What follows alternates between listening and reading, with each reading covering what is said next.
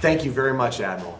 It's an honor to be here today to introduce Alexander Hamilton's letter of instructions. In a few moments, some of our colleagues are going to highlight the words contained within. But what was the Secretary actually doing? Taking the time to write a personal letter to the first 10 commanding officers. Hamilton was informing his new commanding officers of their responsibilities and the manner in which he expected them to conduct themselves. Not only is he saying, here's your mission, he's instilling the values in his field leaders that he expects them to exhibit at all times.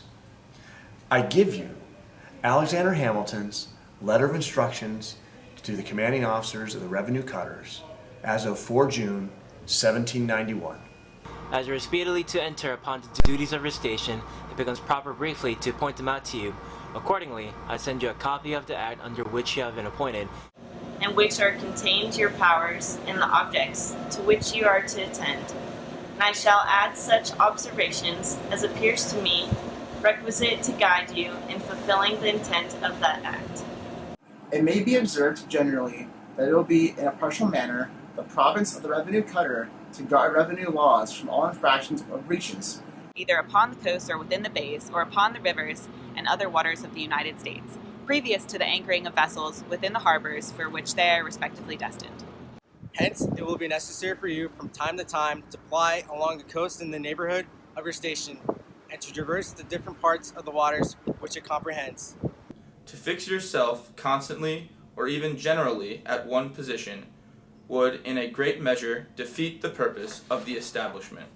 It would confine your vigilance to a particular spot and allow full scope to fraudulent practices everywhere else. The officers of the revenue cutters are to be deemed officers of the customs and enumerates certain powers with which they are to be invested. In the capacity of officers of the customs, you will possess some other powers and be bound to perform some other duties which are not mentioned in those sections. Well, in the middle of his letter, Alexander Hamilton penned 6 paragraphs meticulously laying out the legal authorities, the need to conduct operations within these authorities, the duties during inspections, and the need for field commanders to know all relevant laws, not just those prescribed in his letter. It will be expected that a regular journal be kept in each cutter, in the same manner as far as circumstances are applicable as is practiced in sea voyages, and that all occurrences relative to the execution of the laws and to the conduct of all vessels which come under their notice be summarily noticed therein. It has also occurred that the cutters may be rendered an instrument of useful information concerning the coasts, inlets, bays, and rivers of the United States. And it will be particularly acceptable if the officers improve the opportunities they have in making such observations and experiments in respect to the objects, as may be useful in the interest of navigation. While I recommend in the strongest terms the respective officers' activity, vigilance, and firmness, I feel no less solicitude that their deportment may be marked with prudence, moderation, and good temper. They will always keep in mind that their countrymen are freemen, and as such are impatient of everything that bears the least mark of a domineering spirit. They will, therefore, refrain with the most guided circumspection from whatever has the semblance of haughtiness, rudeness, or insult. If obstacles occur, they will remember that they are under the particular protection of the laws and that they can meet with nothing disagreeable in the execution of their duty, which these will not severely reprehend. This reflection in regard to good service will prevent at all times the spirit of irritation and resentment. They will endeavor to overcome difficulties, if any are experienced, by a cool and temperate perseverance in their duty, by address and moderation rather than by vehemence or violence.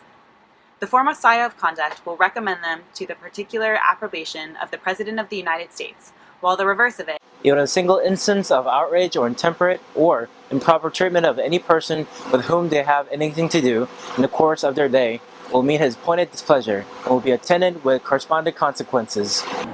The foregoing observations are not dictated by any doubt of the prudence of any of those to whom they are addressed. These have been selected with so careful an attention to character as to afford the strongest assurance that their conduct will be that of good officers and good citizens. But in any affair so delicate and important, it has been judged more advisable to listen to the suggestions of caution rather than of confidence, and and to put all concerned on their guard against those sallies to which even good and prudent men are usually subject.